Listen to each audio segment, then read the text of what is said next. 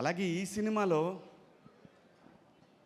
ఇండియాలో హిందూ సంప్రదాయంలో ఆడపిల్ల ఉన్న ప్రతి కుటుంబంలో కూడా మంగపతి ఉంటాడు.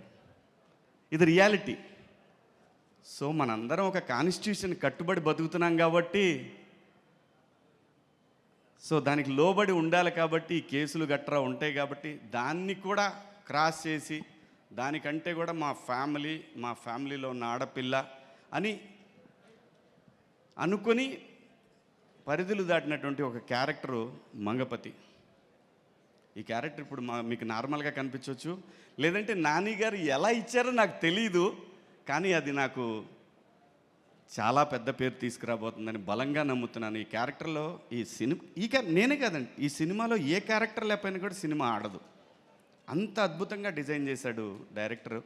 అలాగే దాన్ని యాక్సెప్ట్ చేసిన నాని గారు, నిజంగా నాని గారి బ్యానర్ మనస్ఫూర్తిగా నేను ఓ సూపర్ గుడ్ ఫిలిమ్స్ లాగా కొత్త డైరెక్టర్లకి చాలామందికి పిలిచి చౌదరి గారు స్క్రిప్ట్ విని ఆ డైరెక్టర్ మీద వదిలేశారు. అలాగే ఈ సినిమాకి కూడా చూశాను నేను, ఎందుకంటే నేను ప్రొడక్షన్ చేస్తాను. చూసినప్పుడు నాకు అనిపించింది, ఒక డైరెక్టర్ మీద నమ్మకంతో ఒక టీంకి అప్పచెప్పేసి అసలు ఆయన ఎక్కడా చూడలేదు నేను నాని గారిని.